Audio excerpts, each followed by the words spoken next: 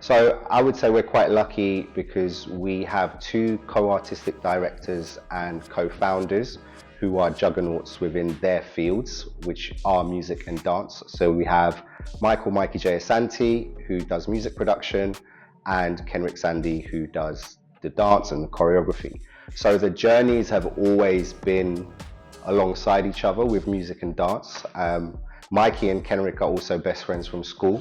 So there's like a natural bond there anyway. So we've always had music and dance within whatever kind of performance we were doing. There would always be Mikey making the soundtrack, whether that was other people's music or his own, and then Kenrick doing the choreography.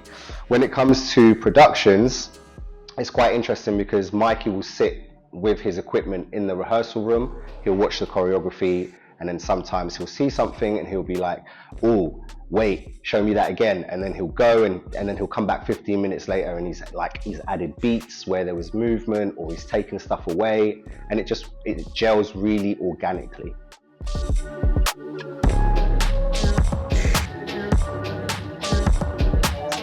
Yeah, so it kind of depends on scale, right? So we run like studio shows at the end of every term. So that's the end of the summer term or the end of the winter term. And for those, you're looking at having, I guess, one stage manager, one runner, somebody doing front of house, and then a couple of ushers. And it's pretty small scale. When we get onto the bigger scale shows, you have those people as well, but more of them. So there'll be more on front of house, more runners. You'll have a stage manager, an assistant stage manager, you'll have a lighting designer, and then you'll also have the office team that will be behind everything. So that would be the executive producer, the executive director, head of creative programs manager, rehearsal director. So it's quite a big team to kind of get everything to where it needs to be, really.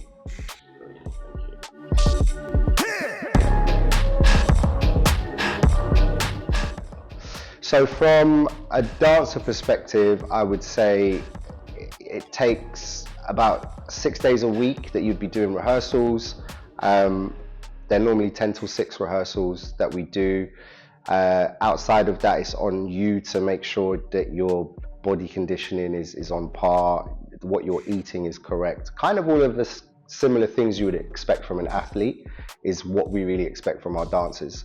And then from a creative perspective, obviously the journey starts a lot earlier, where there's R&D sessions, and then back and forth with the music creation and the movement with Mikey and Ken, and then the rest of the wider team kind of supporting, I'd say, the preparation of what's to come. And then, yeah, when it's showtime, it's just all systems go, and everyone has got different roles wherever they're needed, and it's kind of all hands on deck. Everyone's wearing lots of different hats to make sure that everything is covered.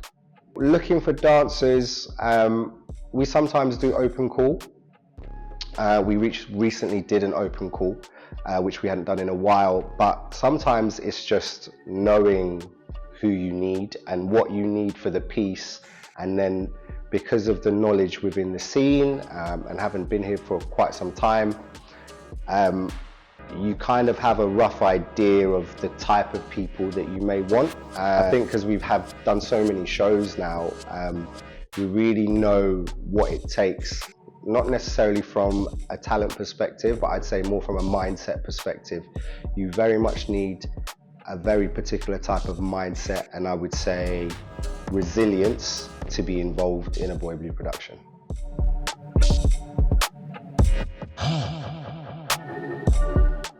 I think for me, when I'm looking at what the best dancer is, some of it is dependent on what is needed, but from a Boy Blue production perspective, there's always going to be solo work. So people would need to be very comfortable in freestyle, in different street dance styles, and not only being technically good, but also having the mindset to be able to adapt it to theatre and twist things. So even though, you know, obviously we love technique and technique is great, but sometimes you have to fold it and bend it and twist it in a way to help sell a narrative. So we're always kind of looking at who can deliver that. Obviously, delivering choreography is a given, but me personally, I feel like if given enough time, someone will always get the choreography. It's always about what else do they have, like whatever star quality or X factor kind of thing. It could be something technique based, it could be something performance based, but there has to be something that pops out to us. And again, going back to the mindset thing, do you have the mental resilience? Because that for me is just as important as the talent.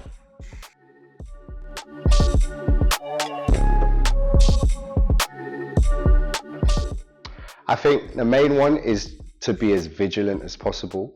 I've been doing this like 23 years now, and I'm still learning stuff when we have new productions. Maybe now I'm kind of looking at lighting or something else where it's been around me my whole time as a performer, but maybe when I was younger I wasn't so focused on it because I was just, you know, I had to think about the dance and getting the steps and, you know, delivering on that aspect. But I think the more versatile you can make yourself in regards to, I don't mean in regards to different dance styles or anything, I mean more in regards to just being as adaptable as possible. So there may be a situation where you are a dancer in a space, but for some reason there's a bit of extra time in the rehearsal and some note taking needs to happen or some kind of creative admin. Maybe you get involved with that first. That could then lead into assistant, associate choreographer,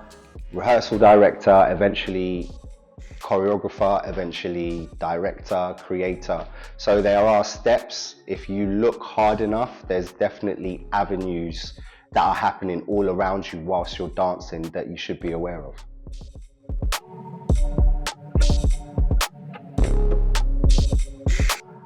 I think this is tricky just because of the age that we're in and a lot of things being geared towards social media.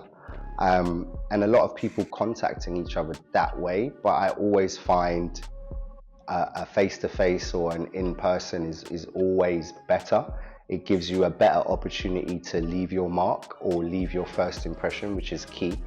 And that could be many different ways, whether that is going to a class where there is a choreographer that you know works with certain artists or on theatre productions and just, you know, firstly doing what needs to be done in the class, but then also I guess having the courage to come up to them after and be like, hey, great class, my name is so-and-so, I trained with so-and-so, when are you next teaching? Just like small things like that. I think the word networking scares people a lot, especially people from a dance background, because we like to dance and some of us don't like to talk, but we like to dance.